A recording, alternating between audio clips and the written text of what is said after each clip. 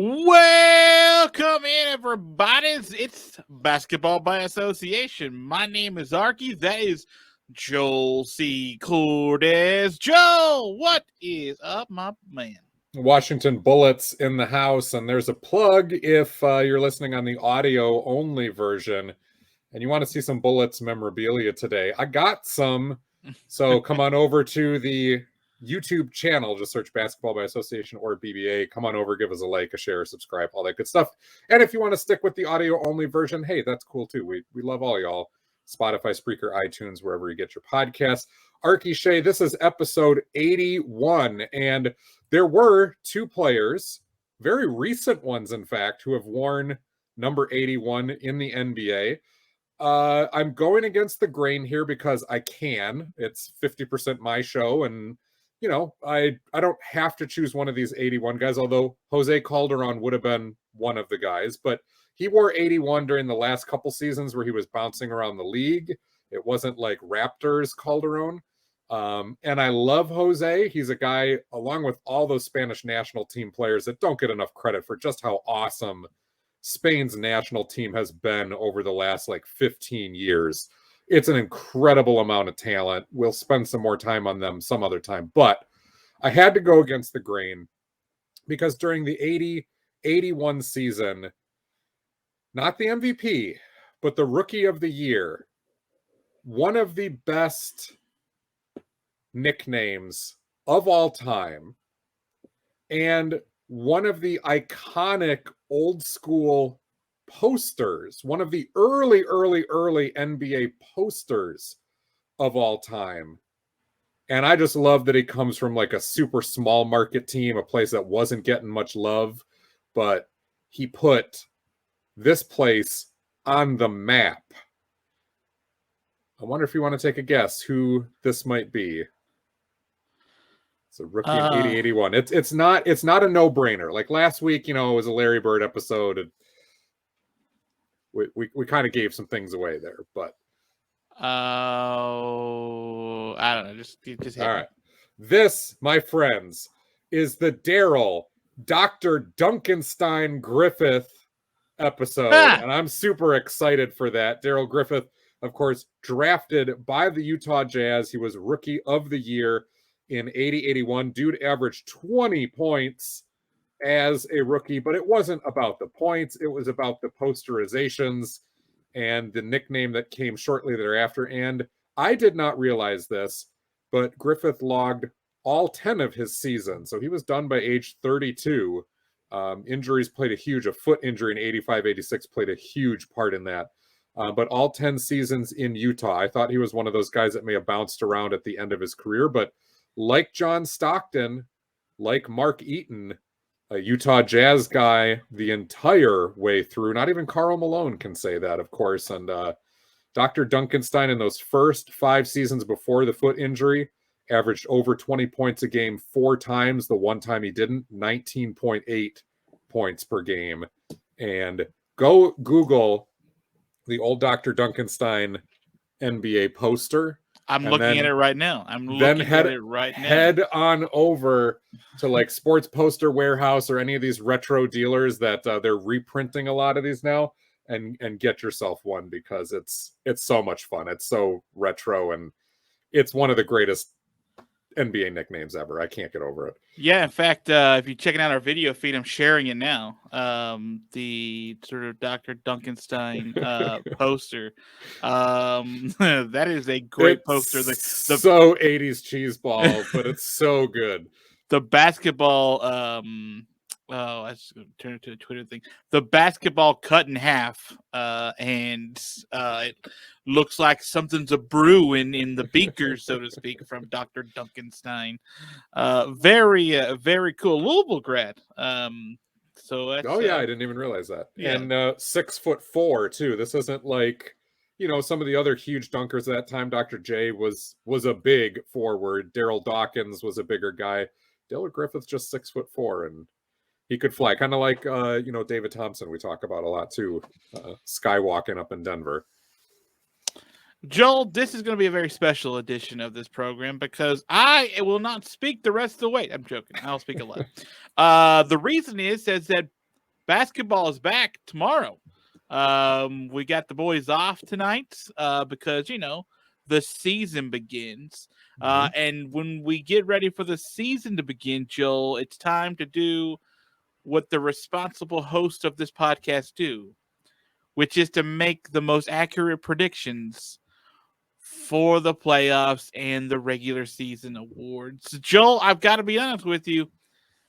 I don't quite remember what last year's were, but I know we were pretty close to 100%. We must have been. I think we are every single year. I'm surprised that a casino hasn't hired us specifically for them. That's okay. That's okay, because we'll go ahead and start this bad boy off. Joel, are you ready? I am so ready. In fact, this is, again, and if you're on YouTube, spoiler alert, I've got everything written down. I've got the conference, the division, the division finals or standings. I've got all the brackets. You have the playoffs filled out? You have the playoffs completely filled out? So this is how much of an NBA nerd I am. Long before I got into broadcasting, which was as a sophomore in college, long before that, as a kid, at the start of every single season, I would do this on a notebook paper. I'd write out the divisions. I'd write out the bracket. I'd make my predictions.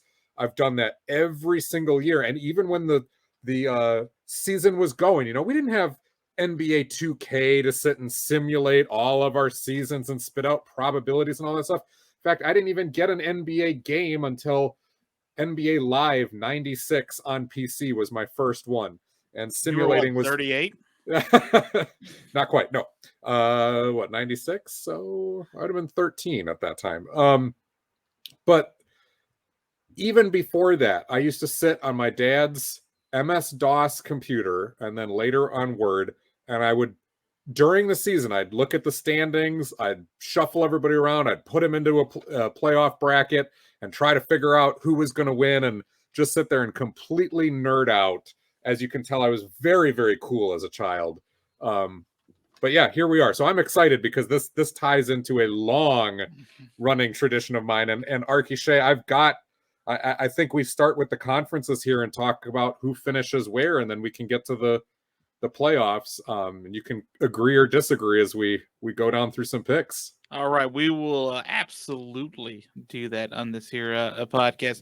By the way, can you just real quick show the piece of paper to the camera one more time? My handwriting has not improved since I was 10 years old. The OCD in me says that you got a piece of paper ripped out of a notebook, but yet only part of the perforated edges are perforated, and part of them are just loose bits of ripped out paper. And that was my haste to finish this and then go pick up my son from school while I was supposed to be working. So. All right, fair enough. All right, Joel, let's start in the Eastern Conference where I guess I could get, you probably already saw it on Joel's screen, but the Knicks are racing through the playoffs. In fact, I thought I saw sweeps written down on all of those rounds, but we can get to those, Joel. But let's talk about your Eastern Conference lineup and what you think is going to be the order of finish, my friend. All right.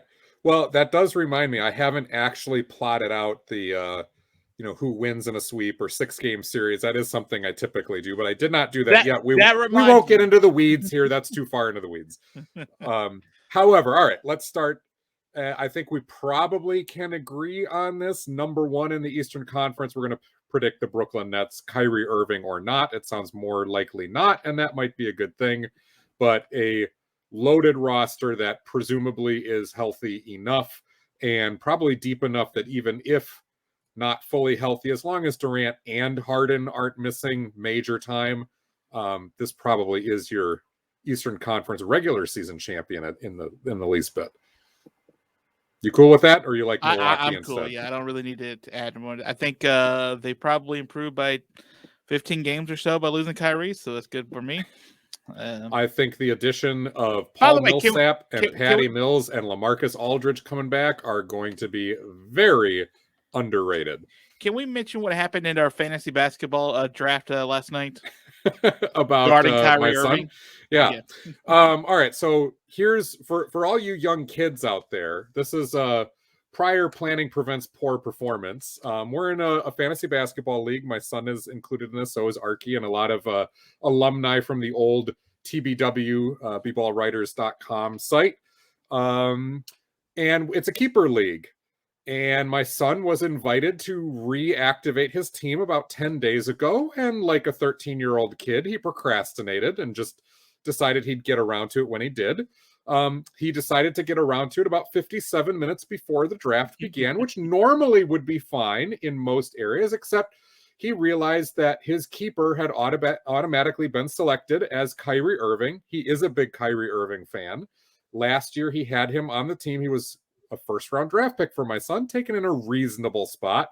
However, because he did not take him off the keeper list, and keepers lock 1 hour before the draft, he had missed it by 3. My son's number 3 pick in the draft was Kyrie Irving, a player he will not be able to use. And we've talked about everlasting shame and taking that with you to your grave and all that sort of thing. He learned a valuable lesson. So that's our Kyrie commentary. You had a week and a half, brother. You had a week and a half. I mean, here once again, Kyrie Irving just makes it all about him, no matter where he is. We're trying to have a nice, fun little fantasy draft here, and even Irving's specter is looming over all that.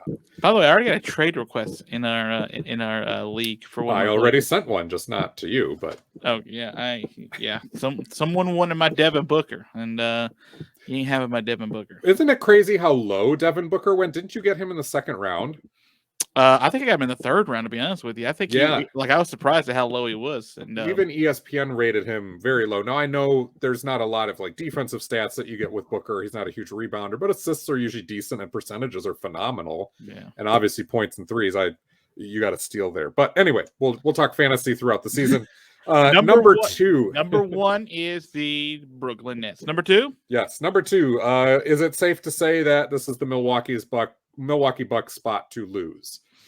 To lose, yes. Yes, to lose, yes. I do not have them at 2, though, but it is theirs to lose. Yes, I would agree with you there. Who do you like in that second spot? I do look at Milwaukee, and I think the bench got a little bit better. Obviously, no Dante DiVincenzo for a while, but Grayson Allen, I think, does pretty much everything that DiVincenzo did. I like the additions of Rodney Hood and Semi Ojeleye. Bobby Portis, Pat Connaughton are still there. George Hill comes back. So they're loaded. They know what it's all about. You get another year of Drew Holiday, who's not a spring chicken, but, just kind of exiting his prime. And, of course, Giannis smack dab in his prime. But so I'm really interested to see who you got at 2 instead of them. I got Atlanta. Whoa. All right. I think Atlanta blows up this season in a huge way. Now, also, I think that number 1 is by far number 1.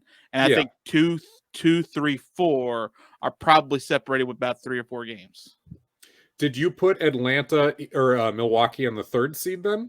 I did. They did? Okay, so we're not too far off because I do have Atlanta as my 3rd seed. Yeah. I think the improvement is there. Health is just almost by default has to be better, you would think. With how deep that team was, how deep they are again. They were really unlucky last year. And then you think about the slow start with Lloyd Pierce. Unless they have one of those sophomore slumps where sometimes a team gets in, does really well, catches people by surprise. And then because it's not a surprise and maybe guys take their foot off the gas just a little bit and think that showing back up again, it's a youthful mistake. Unless that happens, they're so talented. But what makes you see them as better than Milwaukee? Obviously, we're both in the same line of thinking here. Yeah, I also, to be honest with you, I think because Milwaukee got that championship, that I don't think that there's going to be nearly as much fight to get through and battle to be as hard-nosed to get to the number 1 seed, if that makes sense. Like, I think they're going to be a really good they might team. Cruise control a little bit. Okay. And let's be honest, like, we doubted Milwaukee the entire playoffs. Mm-hmm. Every step of the way. They're 1 game away from winning the championship, but we're like, dude, I don't know how they're doing it. I don't know how they're doing it. And we were salty. We were salty after they won that Brooklyn series because with the crap they pulled in some of those games, in bad scheme and then very poor motor at other times, like they They got lucky that it was just Kevin Durant left standing at the end of that series. And let's remember, they finished third last year. Mm-hmm. They finished third in the conference, so it's not as if they were number one with a bullet, so to speak. Like they had weird moments of like struggle and weird games and stretches where it didn't make sense. Individual games in the playoffs didn't make sense. So I'm not going by any stretch of imagination and saying that they're not good or very good. I just think that there's a tendency to sort of have, as far as my top 3 or 4 teams, I think this is Milwaukee thing. The least hungry, All right, and the most volatile as far as what I would expect night in and night out of these 4 teams, or these 3 or 4 teams to start off. I will agree in that I could see them resting guys a little bit more.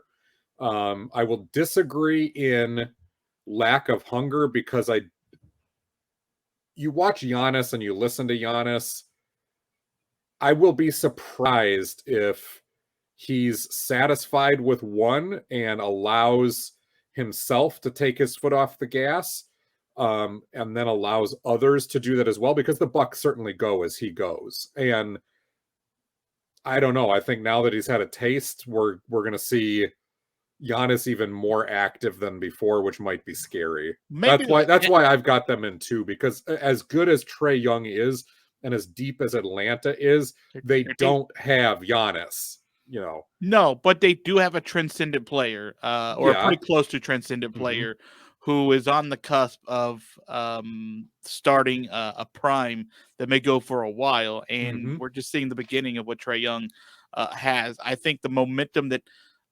firing of their head coach last season, going through the playoffs, they're a tough, gritty team too. Atlanta is, so that's why I have them 2. Milwaukee again, a 3. They may be out of the 2 spot by a game. I mean, you know what I mean? Sure. I may not be that, I'm kind of harping on a team that I think still going to finish the way they finished last year, and they won a title off of it. So obviously we're both down on the Sixers. Then I've got them in the 4 seed, so I'm not so down on them. And this is regardless of what happens with the Ben Simmons situation. They're still deep. Embiid is still really good. They've got plenty of shooting now. It's exciting to see what happens with Shake Milton and Tyrese Maxey as they've got another year under their belt. And presumably Simmons is not going to finish out the season in Philadelphia. But I'm down on them just because of the variables that are now entered into this equation. You've got the variable of bad mojo if Simmons actually does play. You've still always got the injury variable with Embiid, although now that they've got Andre Drummond to back him up, Dwight Howard did yeoman's work as the backup in Philly last year. Drummond's an upgrade there. They're still deep just enough at basically every spot that they can be competitive even when Embiid is down. But it's just a lot of unknowns, and I do think I look at the Bucks, the Hawks, the Nets, and there's a lot more certainty in what they're going to be able to bring to the table. But if we get 82 games of MVP level Embiid, which we saw at the beginning of last year, they could surprise us, but that's why I've got them in the 4 seed. I feel like I have them also 4. I feel like that they are. I was disappointed by them last season because I thought that was the year. I thought, especially with the injuries that happened in Brooklyn, I thought that was the year to sort of make that push. This year, I don't see a much different team, and still with the question mark / albatross that has been Simmons. I don't know that they're better, than what they were last year. And again, for me, probably 2 through 4 are separated by 3 or 4 games, so it could go either way. But I think they're pretty similar. And depending on what would happen and I think it will happen, a Ben Simmons trade and what they get back, I think they're sitting there as the last team to get a home playoff series. Yeah, and that's the hard part is midseason mega trades, which is presumably what a Ben Simmons swap will bring back. Those are really hard to get instant chemistry and like really jumpstart a team. I mean, everybody looks back and, Clyde Drexler's arrival to the Rockets way back in the day pushed them over the top to win their second title. And it's 100 years ago. Right. There's been a few examples of where it's worked. Rasheed Wallace showing up with the Pistons, although that wasn't a midseason deal. But more often than not, you don't remember those type of trades because they don't pan out in a championship. There's too many variables. It might not be till the next year that you really see dividends off that. I think as we head to number 5, this is where you and I are probably going to diverge quite a bit. And this is where that's typical. You get through the 5 through 10 spots. Now we got to go. There's going to be a lot of noise in here. I've got Miami as the 5th seed for me because I've been high on them. I was high on them last year. There was some bad luck and some poor performance by the time they got to the playoffs. I like the Kyle Lowry addition. I don't think they're deep enough to do major damage in the playoffs, but on a one game by game basis in the regular season, they're battle tested. The guys that they did bring in, and PJ Tucker, Markieff Morris, Lowry, who I mentioned, fit so perfectly with the DNA of what that team is. So the identity is already set. I don't think they hesitate if Tyler Hero comes back and plays any sort of lackadaisically again, or doesn't have that same sort of punch he did his rookie year. I don't think they hesitate to swing a deal involving him to get somebody that maybe fits where they want to go instead. And he's played well this preseason so far. Yep. He's been back a little bit. I think the fire is lit. I think they've got enough insulation that they don't have to overplay Jimmy Butler now. Bam Adebayo is another year older into his prime, which is exciting. And the Hero Duncan Robinson tandem at shooting guard is one of the league's better as far as like just sheer options that you can roll with there. So I like Miami. I'm guessing you don't have them at 5 though.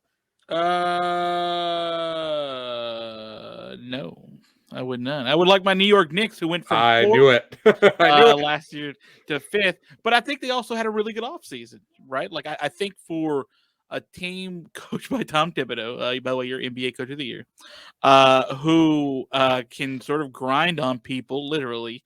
To be able to get hopefully not literally. That just gave me way too many James Harden strip club. This guy likes to lick more than stamps, I'll tell you that.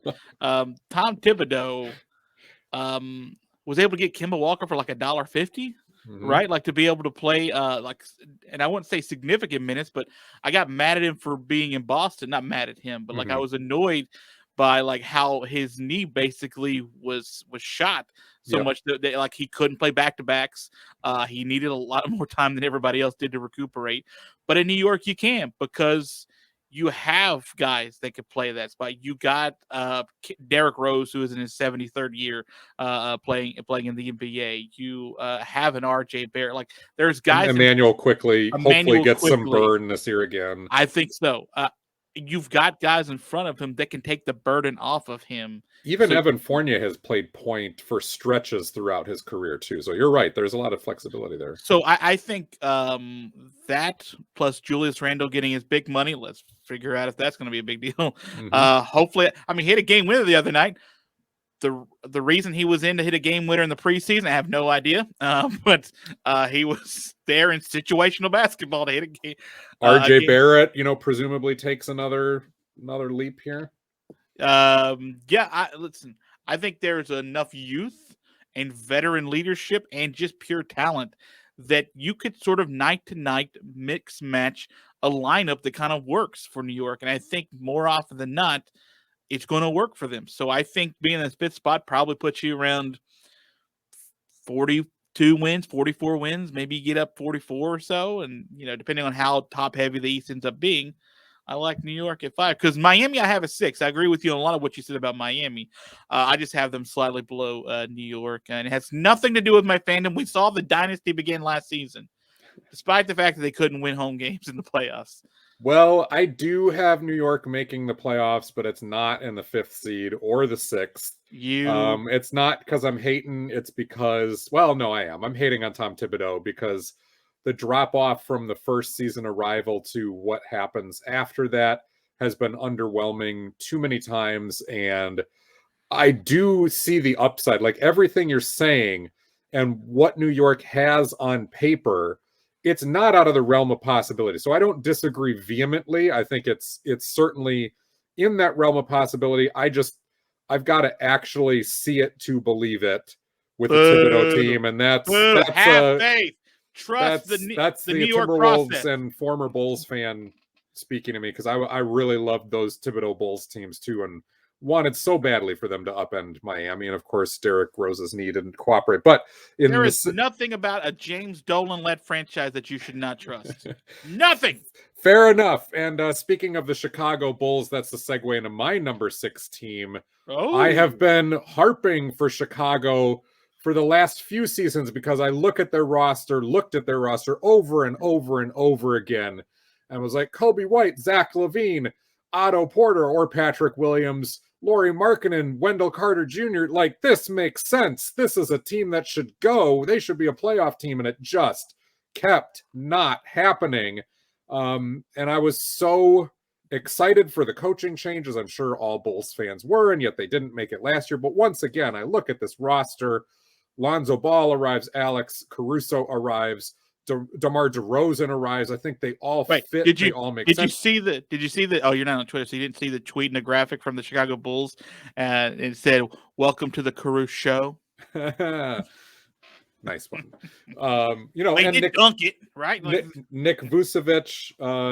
I love Nick Vucevic, man. I love that guy. I don't get it. I don't get why he's. Well, I mean, Orlando was getting rid of everybody, but that's fine. I want him to be on a winning team and a team that can be dangerous, and if healthy, they just check so many boxes. And again, they are presumably well coached with Billy Donovan at this point. Donovan did really nice things. Yeah. I mean, the players like him. Other coaches seem to be okay with him. Like, it doesn't seem to be sort of a non-gelling issue as far as like coach player. He sort of squeezed water out of a stone in Oklahoma City, right? Boy, I mean, like, so I'm a believer in Chicago. I've got them second in their division behind Milwaukee and the 6th seed. I don't necessarily having them winning a playoff series because that would match them up in my bracket with Atlanta. And sorry, folks, that's just not happening. But it probably is a pretty good series. Please don't disappoint me again, Chicago. So you have 6 Chicago, then 7 New York, right? This is where you're going to hate me, and this is where it goes back. Are you kidding me? Our Atlantic. Are you kidding me? Our Atlantic preview. I didn't punch you in the face. I didn't say I'm proud of this one. Our Atlantic Division preview, you were very upset when I picked Boston to finish ahead of New York in the division. I said New York still makes the playoffs, and I think it's within a game, maybe even a half game of each other. And I don't like this because Boston has just left such a bad taste in everybody's mouth the last couple of seasons. But I look at that group and where Jason Tatum and where Jaylen Brown keep going. I look at the upside that Robert Williams has. Al Horford coming back is nice. Josh Richardson makes sense, especially him in a backcourt with Marcus Smart. And then Jaylen Brown, that's a scary defensive trio. Plus you got Robert Williams as your shot blocker. I think there is the potential for Boston, not New York, to be like the scary defensive team that not a lot of people really want to tangle with. Not that New York would be bad defensively, but I'm picking Boston by like half a game over the Knicks to get 3rd place in the Atlantic for whatever that's worth. So that would mean Boston gets a matchup against Milwaukee in the first round, and that would mean here's part of why I did this, Arky Shea. It's not all hate. It would mean the New York Knicks finally get that Subway playoff series against the Nets in the first round. Yes, it's a 1 through 8 seed, so it's not really the way you want. And yes, this is not the year you want to play the Nets, but I would just love to see that happen. And so I kind of logic cornered my way into making it happen. You planning a trip to Alabama anytime soon? Because I'd cancel it. There'll be a fist waiting for me. You dirty rat. You know what? Like that. Joel, how long have we known each other? Years. Look. Years. I put the Knicks in the playoffs. I didn't cast them out. They're in the play-in. You got them in the play-in. But they made it through the play-in, right? They won some games in there. Okay, Joel. Relegated are your Minnesota Timberwolves. How about that?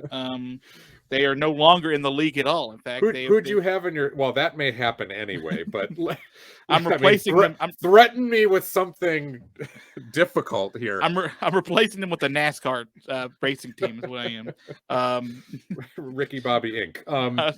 Dale Earnhardt Incorporated is now in taking it.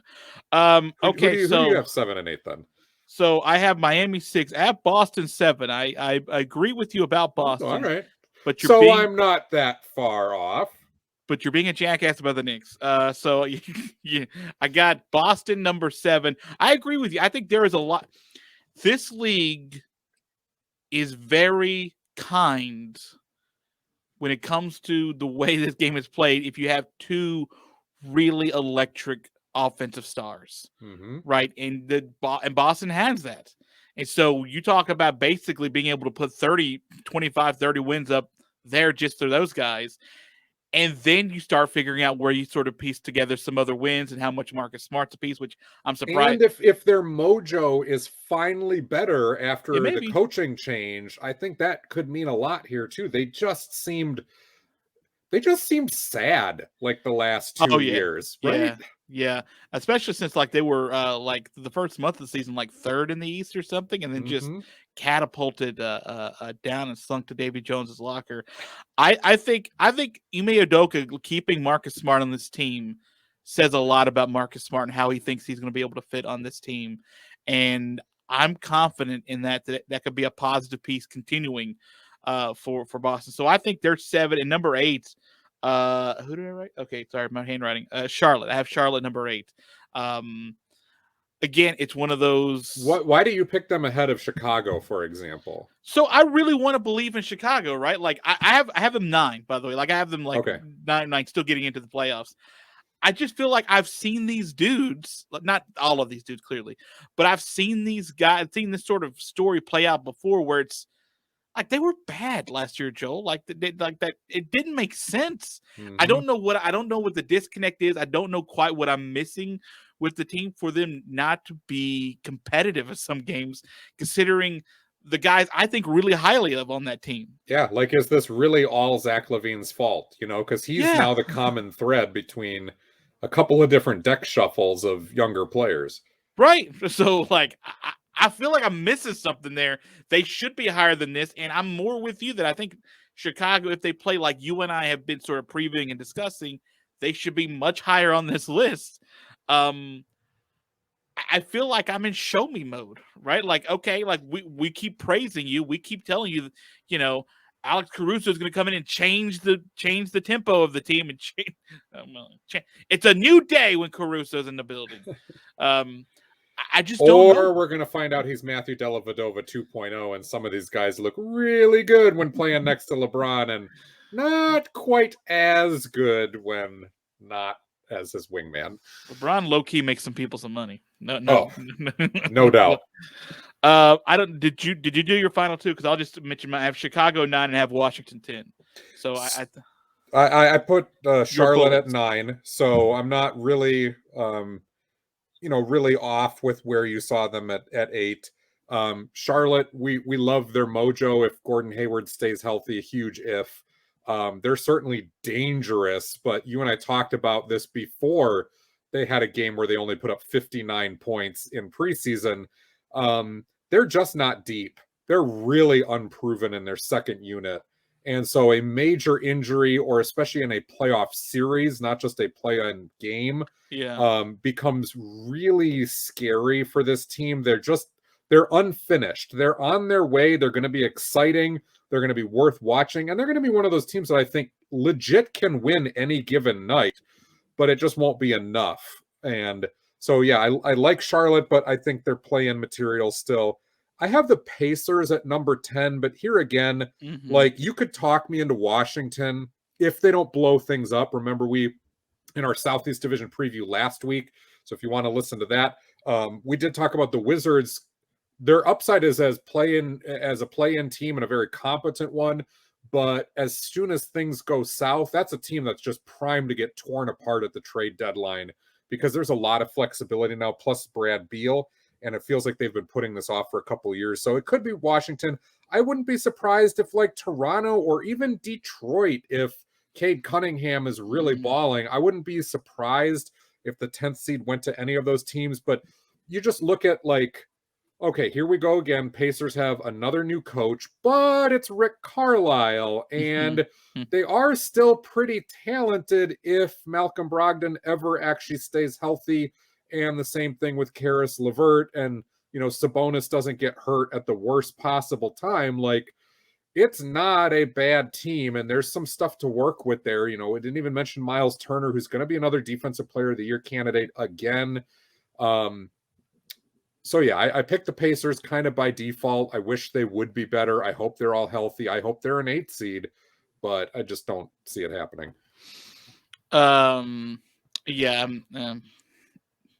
I mean, Indiana is the one team that sort of fell out for me, and I didn't think they would make it last year, to be honest with you, down the stretch, and they didn't, and they had a lot of turnover and change. Let's check it out the Western Conference, because we still have to do our player awards too. Yep. Joel, you and I have both been high on this team. I'm just going to go ahead and start. I have Golden State number 1. Interesting. I do. You're apparently not that high on them. I think Golden State fully healthy is your number 1 record team.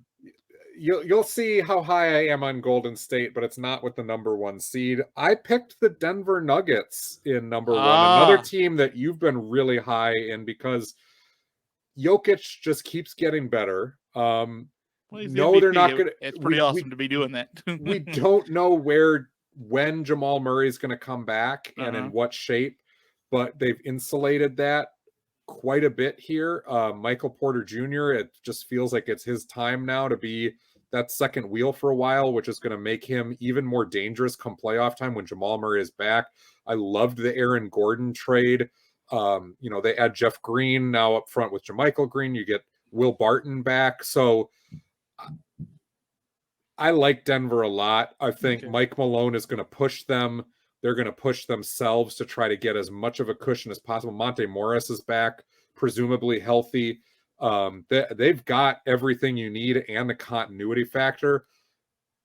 Jamal Murray's health is going to determine a lot of this, but I do think that he'll be back before the 1-year anniversary of his injury, and he doesn't need to be full superstar Jamal Murray during the regular season for them to get the number 1 seed, because I think this is the year Porter Jr. is the second wheel and Murray will comfortably slot in at the 3rd or 4th wheel. I don't completely disagree with you about Denver. Remember, Denver's a team I thought would win the West last year. So I have Denver number 2 on my list. I think I have Golden State number 2. So we're looking in the same direction. So what I think about Golden State is I think they're a couple years removed from like reminding people that how dangerous they can be and how good they can be. And I think you got 2 years of people just saying, okay, it's just Steph and where's Clay? Like, you just sort of get to like the hearing chirping, you're not the old Warriors, you're not the old Warriors, you're not the old Warriors. When you start getting all the old Warriors back and healthy, I think there's a chance they just sort of go on a "we're proving it" tour, and they may be able to sort of just, I want to say, walk away, because I think the top 5 in what I'm about to pick is as tight as we're going to see in a long, long time. I think it's going to be really. We may see several tiebreakers to sort of figure out who is like 3 through 5, so 3 through 5 or 6, because I think this West is filthy loaded at the top. Yeah, and I don't think we see a team run away with like 68 wins, 70 wins, something like that. I think all of these teams are hovering right around 60 because that's all you're going to earn with how tight this is. So I agree with that, and yeah, there's going to be a lot of movement, but not a lot of wiggle room between these top 4 or 5 seeds. I'm going to go number 3 with the Lakers. I worry a lot about their age. I worry about the fact that they're near retirement. All of them, almost everybody on the roster should be close to retirement. Literally everyone, even the young guys. Just Kendrick Nunn. No, you're done. I do worry about that and the long-term health, but I think Anthony Davis is going to be a monster this season. I think this is another type of sort of welcome to sort of my NBA, right? We loved up on him when we was in New Orleans and when he first got to LA. But then you sort of been surpassed by all the discussion of Giannis Antetokounmpo and stuff, and I think people still respect Anthony Davis, but I don't think he sort of perceives that. So I think he's going to be the focal point of this team, and I think he's going to have to do a lot of carrying of this team. And I think he's got a huge chip on his shoulder to do that, to get this team from eliminated quickly in the playoffs to try to get them back to the championship. So I think they're number 3. I'll go ahead and give my number 4 so we can sort of see where you're at. I put Utah down at 4. I think they got I think it's all the same guns, right? But I think it's all the same. I think it's all the things that made Utah good last year. I think they're still there. I just think it's tougher at the top this season, and I think again it's going to be super tight at the top. But I think Utah ends up taking a dip. So for the Lakers, I love the veteran know-how that's there. They've got a lot of different options, but again, age is the issue. And I'll play off of something that you said about Anthony Davis. I agree. He's going to have to do a lot of lifting, especially defensively for this team. Chemistry-wise, it's going to be a work in progress, and especially because of the age thing, when you have to load manage a bunch of guys or they're out with just age-specific injuries, that's not going to help the chemistry issue in order to get battle-tested by playoff time. There's a lot that has to happen, and because we have yet to see Anthony Davis make it through a full season, especially when he has to be the guy carrying the lion's share. Like, I don't care how broad LeBron James's shoulders are. It's Anthony Davis's team now. And those shoulders are like 37 years old now, right? Right. And that's just where I don't foresee Davis making it through a whole season healthy. And that's why I can't put them higher than 3rd. That's why I do not have them winning the West either. My number 4 team is going to be a surprise. I do like the Jazz a lot. I feel guilty for not putting them in the spot. But I'm looking over at the Southwest Division going, all right, a division winner's got to come out of that, and that usually puts you in the 4th or 5th seed. And I'm going to take the Memphis Grizzlies here, a team that I've been high on for a while. Ja Morant, got a little dinged up during the year. Right now, they're still waiting for Dylan Brooks to come back, although he should be back soon. Jaren Jackson, of course, hardly played last season. But I'm going to take a bet on them being healthy, on the fact that you don't just have Ja Morant as like your only scorer. That's the misconception that a lot of people have about this Grizzlies team. Is like, oh yeah, a lot of young guys, they're long, they get after you, they're a good defensive team, but it's Ja Morant or nothing else. Like, no, Dylan Brooks was scoring 20 points a game last year, and very easily will do that again this season. If you get a healthy year out of Jaren Jackson, you might have 3 guys hovering around 20 points a game on this team, and then you add in all of the grinders.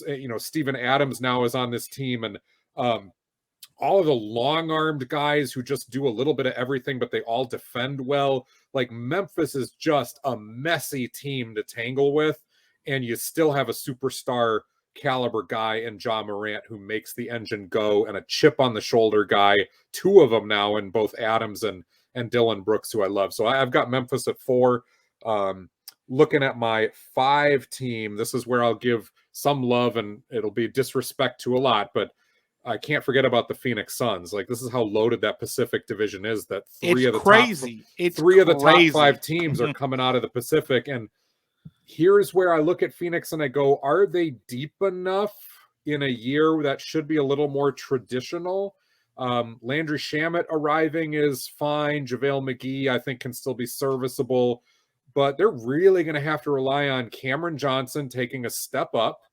They're going to have to rely on Cameron Payne to have not been a mirage with what he did last year.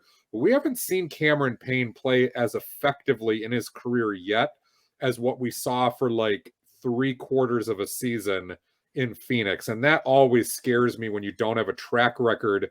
And in fact, the track record says otherwise prior to this. And then Chris Paul is a year older. But on the flip side, Devin Booker in his prime, Mikal Bridges entering his prime, DeAndre Ayton entering his prime.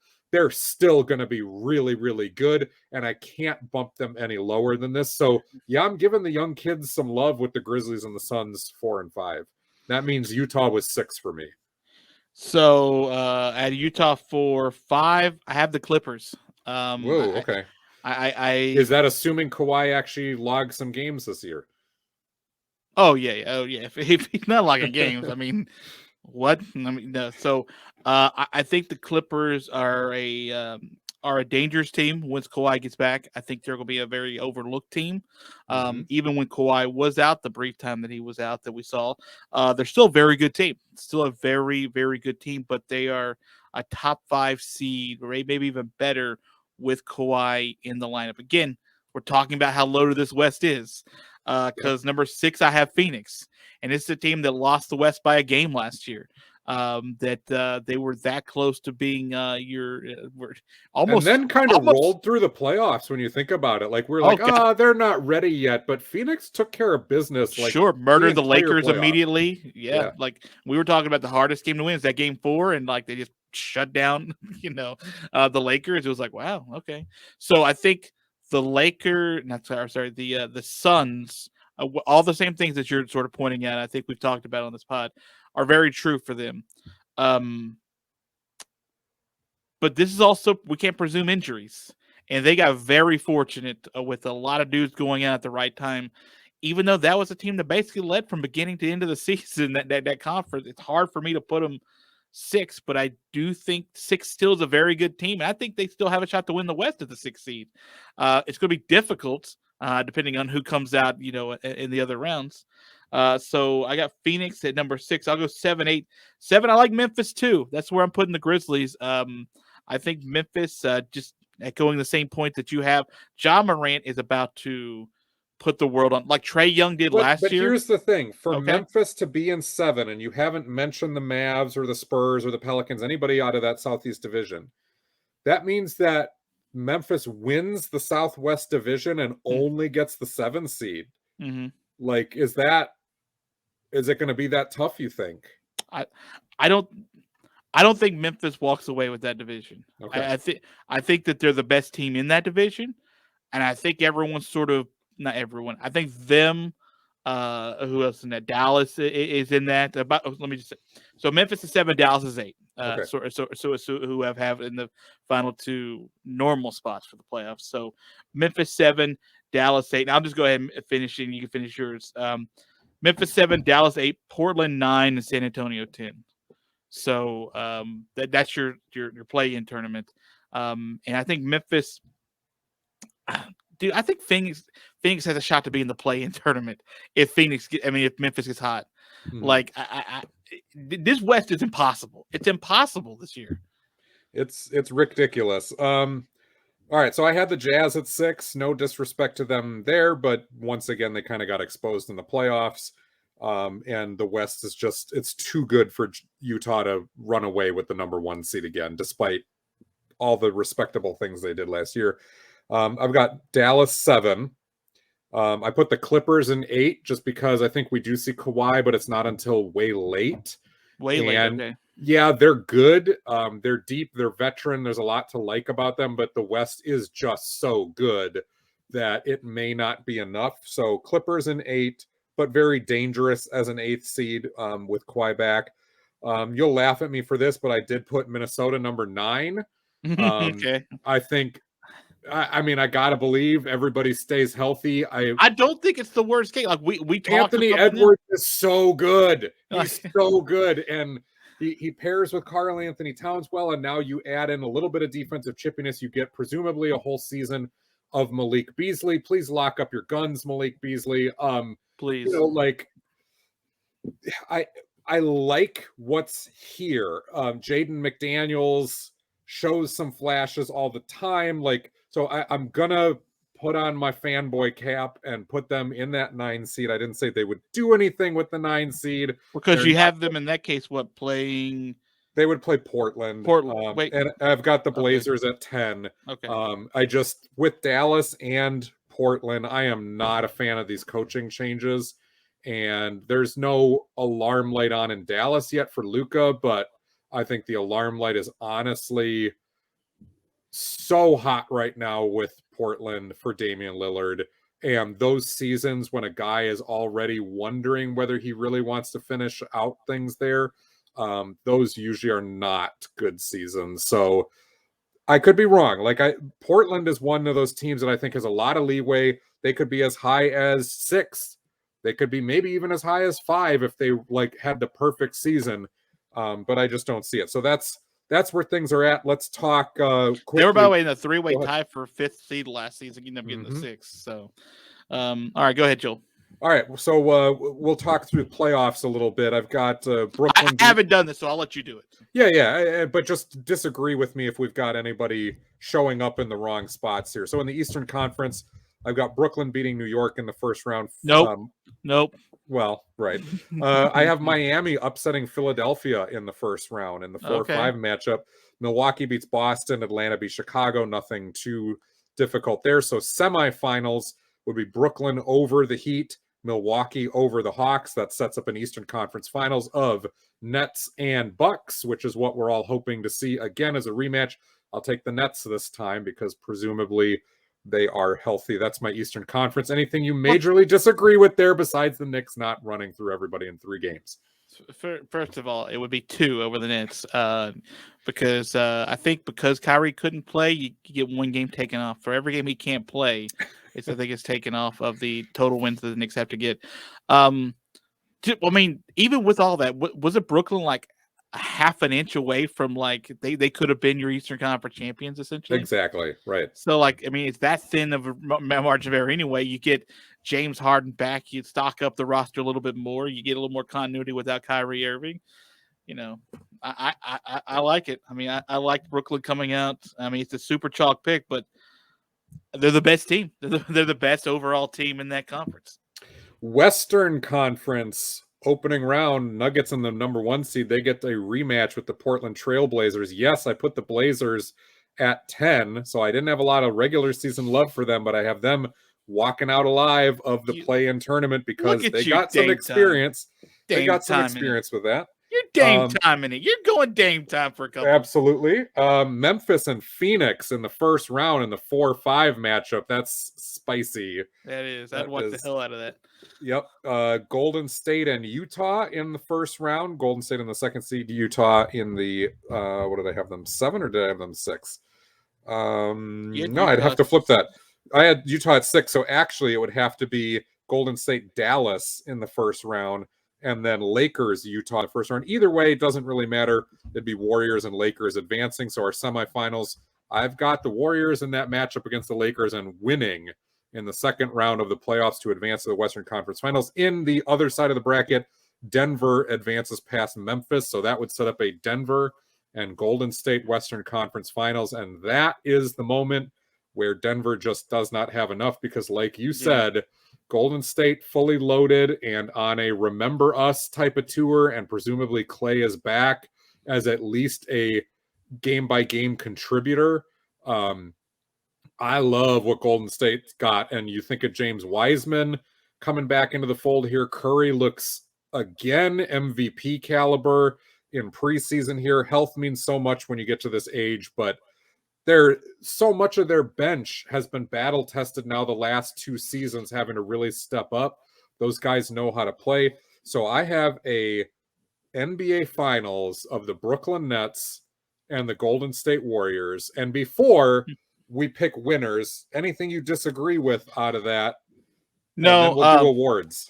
No, I'll say that just pulling it apart, brainstorming it on a mid-October afternoon. I do not like that matchup for the Nuggets at all. I think there's a chance they lose that thing in 5 games, maybe Mac. That's kind of where my head is at too. Like it doesn't matter if Jamal Murray is back; it's a tough matchup. Yeah, but I think Golden State's a tough matchup for anybody at this point. Well, yeah, but I mean, I would like. Andrew Wiggins is a rich man's Harrison Barnes for what the Warriors used to throw out there. Okay, and Wiseman, while doesn't have all the veteran know-how and wiles that Andrew Bogut brought in those early days, Wiseman's ability to play above the rim and just gobble rebounds and then run the floor, like, I know Klay Thompson isn't going to be as good as he was. And Draymond Green, it's a little bit of a wild card, but Steph looks as good. The bench looks basically as ready as they were, minus, I guess Andre Iguodala is back too. Maybe he's the missing piece. But I just look at some of the ancillary contributors to what really made the Warriors tick. And I think they're better than when the Warriors won their first 2 championships. It's So scary. it is. I think if you get Warriors Nets, you are going to need to buy Adam Silver a new pair of pants. Because that You're would going to be buy all of us a new pair of pants. like as much as the Lakers would bring a lot of eyeballs and stuff, like the sizzle is 100% for me in Golden State. Like that's what the kids want. That's what this generation wants. It's what it needs. All right, I'm with you. So who you got as your champion? Plus the storyline. Steph and Draymond now get to match up against KD, who left them. Come on. You're baking in some of that, aren't you? You're baking in some excitement. Okay. So Hire then who me to put frozen envelopes in the league, Adam Silver. I can treat this like pro wrestling. Send him to New York. All right, let's talk awards. Let's leave things with a little bit of that sizzle and uncertainty. We're not going to pick our NBA champion yet. Let's talk awards. My MVP for the year is a Nikola Jokic repeat because Denver is good, but they're not that good on paper with Jamal Murray out. And yet clearly I had them winning that Western Conference #1 seed. You had them in the 2nd seed. So the Joker's got to be dealing some stuff. And I think, again, like it's rare to get the repeat MVP because the league likes to spread that around. But this might be an undeniable one. Steph is in the mix there. Trae will be in the mix. KD might be in the mix. The Lakers are going to kind of cancel each other out. But this is Jokic. I'll be brief. I think I was a year early on the Luka stuff, so I think I'm going back to the well for Luka for this season. Again, I think the NBA, like you just sort of said it, the NBA likes new. They like fresh. They did get new with Jokic last year, so they did get something different. But you had Dallas in what, like the 7 seed, 8 seed? Like I've got them in the 7th seed. So how does he win MVP? Well, that's the thing. So if they make the playoffs, that obviously helps, and like the real part of the playoffs now, which is the top 6 seeds. He's going to have a monster numbers year. Like it's going to have to be silly. But I think also he's going to get some credit for how tough that conference is if he's doing it night in and night out against that competition. And so, and I think as far as young guys, like my second guy, I was debating between Luka and Trae. And like I think Trae's a little young to sort of get it. But like I don't think he's that far off because again, like we both think Atlanta's going to be really good this year. So, and for that to happen, he's going to have to be putting up banger numbers too. So, I think I'm a year early with Luka, but with a little sprinkle shout out to Trae Young. Notice I did not mention Giannis. Nope. Again, I think he has a phenomenal season. He'll probably be in the MVP talk. I look at Defensive Player of the Year as the place that Giannis gets that nod. I think that's where he's really going to make his mark this season. Yes, Rudy Gobert, Miles Turner, even Draymond, like those guys aren't going away. They're going to be in that conversation. Joel Embiid probably is in that conversation too if the Sixers are going to actually get up into the 4 seed. But I think this is Giannis. Again, for Milwaukee to get the 2nd seed for me, it's going to take that kind of an effort. I'm looking up, but Trae Young is the 9th on the odds list. The favorite right now is Luka, and you said Jokic he's 8th on the list right now as far as the odds. So get a repeat. So you're pretty. That's just because Vegas doesn't like the small market guys necessarily to win over and over. I think that's fair. I think it's a fair. Defensive Player of the Year. You cool with Giannis, or you got somebody else in mind? Carmelo Anthony, whoever. I Carmelo. I think if he's able to stay healthy the majority of the season, I kind of like Anthony Davis. Okay, that's fair. I think Anthony Davis again. Health is the premium factor. That's why I wouldn't go bet on this right now with you. But Giannis is a good bet. Rudy Gobert is always a really good bet. Like people just keep forgetting. I mean, obviously, yeah, but he just keeps racking winning too. That's true. I think Bam Adebayo is like 10-1 right now. Yeah. You can sort of get right now, which is not bad odds. That's a sneaky one. And in Joel Embiid, I think is actually tied with him, if I'm not mistaken. I have to go back and let me look real quick. Yeah. So I'd probably lean Anthony Davis right now, but don't sleep on Marcus Smart. getting the starting point guard duty. He's a guy who racks up steals and makes a lot. And if Boston suddenly becomes a really good defensive unit, he's going to get a lot of credit along with Jaylen Brown and Robert Williams. But just having Josh Richardson next to him, I don't think he actually wins it, but I think he may be in the conversation more than people think. And typically, Defensive Player of the Year has become a big man's award. But he might be one of the few guards that actually is like in that conversation. Well, that's why kind of like Joel Embiid it's not a terrible bet if you wanted to sort of take it. DeAndre Ayton, I think it's like on that list of like 7th or 8th as far as the favorites to win. And certainly if Kawhi were healthy, right? I mean, that Clippers team has a lot to flank him with if he were healthy. Let me throw one more out there. If the Revenge Tour, come back and remember us tour is happening, Draymond Green's not the worst guy to put out there either. If you wanted to sort of, Draymond Green is not the guy I would pick for this. I'm going to go with. He's got so much ground he has to cover in order to, cover for Steph. And then Clay was their lead guard defender and is not going to be that this year, even when he comes back. Andrew Wiggins has been competitive, but they don't really have that like lockdown guard. James Wiseman's ability to protect the rim is super helpful for Draymond, but he's going to have to do so much. That actually could play into his candidacy and help it. It could also hurt it too, like if Golden State is just a middling defensive team, which is very possible. What's next on the list? Next on the list would be Rookie of the Year, and I'm going to go not the number 1 pick. I like Cade Cunningham. I'm hoping that he's great. I live in Michigan now. I'd like to see the Pistons not suck. But I'm going to go with Jalen Green and the Houston Rockets. We talked about them and getting sneaky a little bit with like the firepower that's there with Houston. It's going to be messy, but it could be dynamite on certain evenings. They're going to put up a lot. They're going to put up a lot of points. They are. They're going to be and I think that's when I look at sort of guys that I think are going to win an award like this, the Rookie of the Year, like you got to stand out points wise, right? Like that's sort of, if you can go to a place where you're going to score 115, 120 a game, the chances of you getting some of those points are a lot better. So I think Jalen Green's in the best possible position to do that. I also think Evan Mobley's going to be pretty good in Cleveland. Yeah, if he gets enough minutes. He's got some guys in front of him. That's the other thing. Like, how much time are we going to actually see him?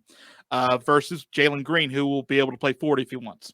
And I'll say this, I mentioned this before, like Detroit's roster is not trash garbage this year. There is some potential for them to be sneaking around the 10th seed. And if that's happening, then Cade Cunningham may be, up in this conversation a little more. The West is so good, even though Houston has some weapons and they're going to be fun. There's no way that Houston is not one of the bottom 2 teams because of their youth. They're going to score a lot of points and make a ton of mistakes. So that's the thing that could hurt Jalen Green if all of a sudden like the Pistons are just playing better because of where they're at. But all of the ingredients are here for exactly what you just said. Like the fireworks, the highlights, Houston to be a team where it's like, yeah, they don't win a lot, but I'm not mad that I'm tuning in to watch them on League Pass tonight. Yeah. Scotty Barnes is another guy I like that I think would be super, super interesting if you're sort of looking for, I guess, a bit of an outside the box play, although it's not that far outside the box. So what's next? That brings us to 6th man of the year. We just got 2 more to go here. 6th man of the year. I am going to fanboy this, but for good reason. I'm taking Malik Beasley as the 6th man of the year. Here's why. Minnesota is another team that will put up a bunch of points. Malik Beasley is not slated to start. That's going to go with Anthony Edwards, and then whoever they decide in that small forward spot, D'Angelo Russell will be your starting guard. So Beasley's job is going to be to just come in and chuck points for the second unit. And let us not forget that before Beasley's arrest last year and where he missed some substantial time, the dude was averaging 20 points a game, and people were teeing off on him defensively because there was a lot of games where Anthony Edwards was out or not playing well early in the season, especially with Karl Anthony Towns was out with the death of his mother, and then he had COVID and and was injured as well. Like there was a lot of stuff going on. Malik Beasley had all the defensive smoke on a lot of nights and was still putting up 20 points a game. And now there are some weapons in Minnesota, like some weapons that legit fit together on both sides of the ball. And I think Beasley is going to get a chance to average nearly 20 points a game in the second unit. Anytime you get a player who does that, they are way, way, way high up on the 6-man list. So this is not just a homer pick for me. I think the conditions are right, and the guy has shown he can do it. And there is a huge chip on his shoulder after how his season was cut short last year. Okay, let me ask you an opinion of the two guys I'm deciding between. Are they both Knicks? Don't do this to me. No. I have class, even though you decided to punch my Knicks in the balls. I have class, thank you. I kind of want to go out like long shot-ish. Okay. But I'm not quite sure where he's going to be, but I think he'll be 6-man material. I kind of like Tyrese Halliburton. I think you don't seem to be nearly as swayed by the potential of Tyrese Halliburton. No, I don't hate that. It's a matter of Sacramento not being great. There's a lot of pressure there on Luke Walton. Halliburton is really good, so I just don't know if he sits relegated in the second unit long enough. That's the only reason I'm against it, talent-wise, for sure. That's one of the reasons why he's sort of my long shot-ish. But tell me how you feel about Patty Mills. That is an interesting pick. And that's a guy he's going to have as much exposure and as much opportunity as sort of anybody, right? Especially with Kyrie presumably not playing. I mean, right. it means Javon Carter is going to play a lot more than we thought. So will DeAndre Bembry, and that's not a bad thing. James Harden is going to run point guard, presumably, for Brooklyn most of this time. So Patty will come off the bench. I like his ability to play off the ball and play on it. So no, I don't hate that pick. I don't think, because of his age, though, and the depth that Brooklyn has, I just don't know if Patty Mills will play enough minutes, even though he's going to get all those opportunities. But I think they're going to load manage some of those key guys. And they've just got so many options that I would still take Beasley over Mills. I think Beasley's ability to get points is a little bit better because of his age and the opportunity, but I don't hate that Mills pick. The favorite, by the way, if you're excuse me, looking for it, I think it's Jordan Clarkson to sort of win that award, which it's possible. That's right? fine. He'll be in the conversation. Yeah. So what else we got?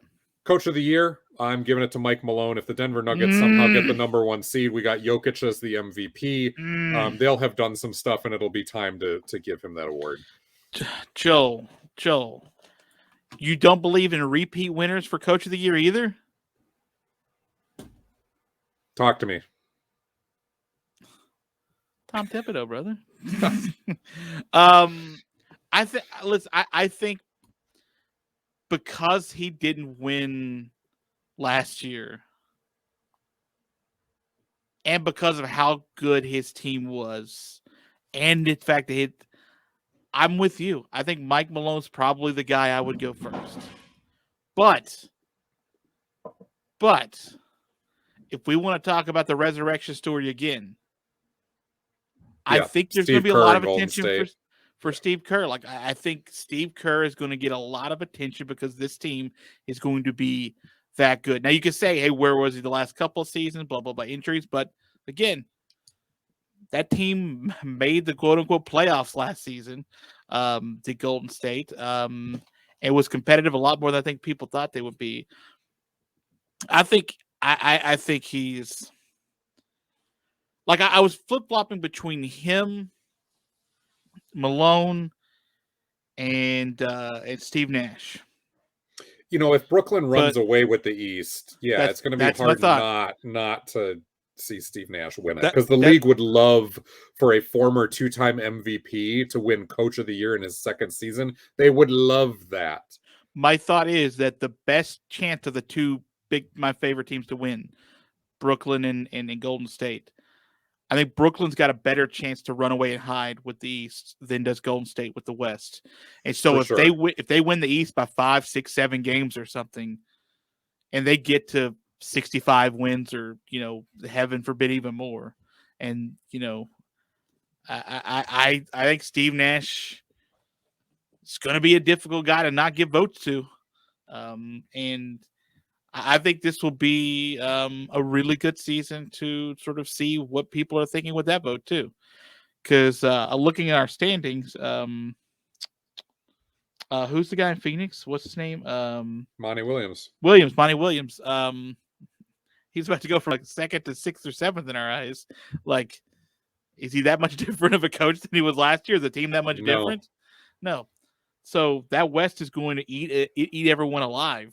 I'll tie in one other nominee here. If Atlanta actually gets the second seed, which you had them getting over Milwaukee, then Nate McMillan, especially given the run that they went on when he started coaching last year, that would be a narrative that will play very, very well. But yeah, I agree. Steve Kerr, Steve Nash are going to be in that conversation too. I'll just say this. If Atlanta is your 2 seed, Nate McMillan wins Coach of the Year. It doesn't matter what Steve Nash does. If they do like I think they're going to do, and they're the 2 seed, I think there's going to be so much love for Atlanta because they're not there's a couple of cities that don't get discussed nearly as well, no matter how good they are.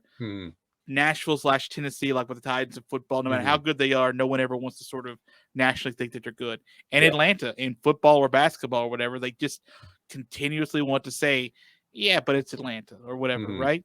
I think if they're the 2 seed coming off of what Trae Young did last season and their deep playoff run, and the fact you got a superstar on that team, and if they're able to pass Milwaukee and the defending champs and pass New York in the standings and pass Philadelphia, the 1 seed from last year, I think he wins the award, and I don't even think it's close. If they finish second in the East, which I think they do, so I guess technically I should make my bet now. Nate McMillan for Coach of the Year because I got to believe myself, right? We had the Nets and the Warriors in the NBA Finals. Both of us made that pick, oddly enough. Who do you have winning, and in how many games? And who is your Finals MVP? Well, I'm going with my heart on this. I think it's going 7 games. That cannot I agree. be a 4-game series, 5 or it's got to go all of them. And none of them are allowed to be defensive battles. It's just if there's a game where one team wins 105 to 88, I'm going to be mad as all get out. Both of these teams will be competent defensively, though. That is one thing to keep in mind. I just need everybody hot. That's all. A couple of those Phoenix Milwaukee games pissed me off. To be honest, I'm just gonna be frank. There was no way a team should be scoring 80s in the finals. I think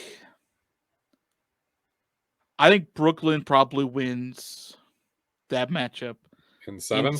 In 7. I agree. That's who I have as well. This feels like the Nets' year. Last year was it was possible. We all knew it was possible, but it felt premature, especially as things got going and there was so many injuries and whatnot. Like it feels like their year, and Golden State can be really, really good, but can you possibly give is there anyone on that roster that's going to be playing at a high enough level to win the MVP other than Kevin Durant? No, and that's who I have as well. So we're in full agreement here. Like for them James Harden can throw a whole bunch, but he's not taking over a game like Kevin Durant has proved to do tons of times. And Durant makes big defensive plays too. Sneakily makes big defensive plays. So this Patty Mills MVP, right? This feels like it might be Golden State's like last stand as far as, hey, we're a championship contender. I don't know how sustainable this is after it, but this also feels like Brooklyn only gets so many shots at this. Kevin Durant and James Harden, we don't know what's going to happen with the Kyrie Irving situation, and their bench is not young. They only get so many shots at this. So this is their year. This is Kevin Durant's, I don't want to say last year, but like this is an opportunity, and there's not many more like this for him to just remind us how transcendent he is as a player. So I'm with you all the way. Like we're lockstep agreement on how this finals plays out. Can I tell you another reason why I also think what you're saying is true? Like think about what they've done before the season, James Harden, Kevin Durant specifically, to go talk to Steve Nash and into their GM to sort of get ahead of this Kyrie thing before the season. Mm-hmm. Right? They didn't just play around with it the whole season and say, all right, Kyrie's here. Like they were proactive about it. Said, listen, if he's not going to do this and he can't play, league rules, whoever's rules are out there, send him home, put him on ice. Like we got to do this year, and we can't do it with one dude that's a third of a foot in and 2/3 out. And remember the storyline here. This is not just two MVPs getting together and chasing a championship. These two guys were 2/3 of the Oklahoma City Thunder back in the day. They went to an NBA Finals together as young kids. They got their hearts broken. They weren't able to make it back again. They did go their separate ways and they won their laurels elsewhere, and Durant did get a NBA Finals ring, but there's a lot of smoke that Kevin Durant has had to face with, it's not really a championship. You joined a front runner. And yeah, Brooklyn's really good, but this is very clearly Kevin Durant's team. He didn't join no front runner in coming here. He created something. He did. And now for James Harden to be there chasing his first ring, and James Harden has a lot of baggage in his narratives as well, right? Not a good defender, selfish player, uglies up the game in all the wrong ways, blah, blah, blah. But if you can add a ring to James Harden's legacy, especially because he has had some difficult playoff series and really key moments. You add a ring, there's was it game 7 where they were 0 for 21 or something from 3, and James Harden couldn't hit the broadside of a barn? This has happened multiple times. It happened in Oklahoma City. It happened in Houston as well. So there's a lot riding on this, and it just feels like the confluence of everything breaking right for them except Kyrie Irving. But as you have pointed out before, it might be a blessing in disguise to just play without him and to be able to stay focused the whole year. And there is the possibility that they get close to chasing a championship and Kyrie Irving decides to get vaccinated, or the rules change because the numbers go down enough, and all of a sudden, you get Kyrie Irving as your 8th man off the bench for this team.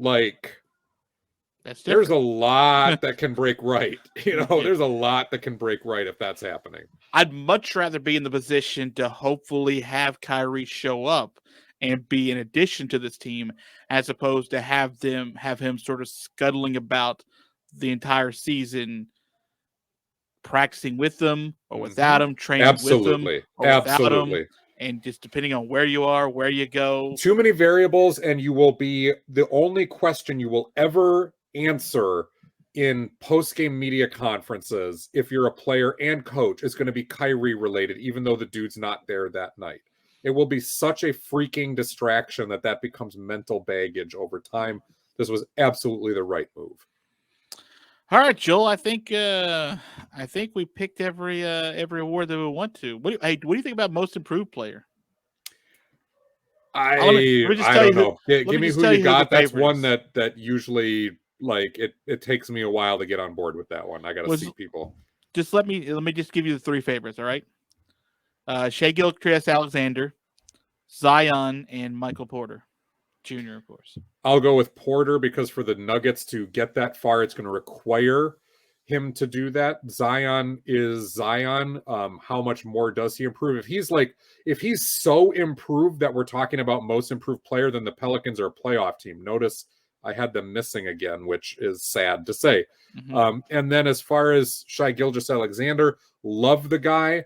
But Oklahoma City doesn't want to win games this year. If he's playing that well, he's going to have mystery injuries. He's going to have load management. They're so young. They're a G League team. He'll get his numbers and he'll do nice things, but dude's going to play 60 games before they shut him down. Hey, Shay, listen. I know you're limping there a little bit. Right. You got that paper cut on the top of your knuckle. Yeah. Remember when we don't want that to get infected. Yeah, I don't know why you were counting all your hundreds in the locker room, but that's fine. But it does. We don't want to keep that. We want to keep that free from infection. So, it's October. Should we see in December? Say somewhere. But the Christmas game. You want to do the Christmas game? Are we in the Christmas game? We're not in the Christmas game. We'll send you something nice. All right, Joel, that's going to do it for us. One more time, tell people how they can find us on the videos. You can find the Dr. Duncanstein episode on YouTube. Search Basketball by Association or BbA. You can find us audio only, Spreaker, Spotify, iTunes, wherever you get your podcast. It has been fun, and the season starts Tuesday for many of you. That will be today when you listen to it. For a few of you, it'll be tomorrow. But either way, it's time. Let's go.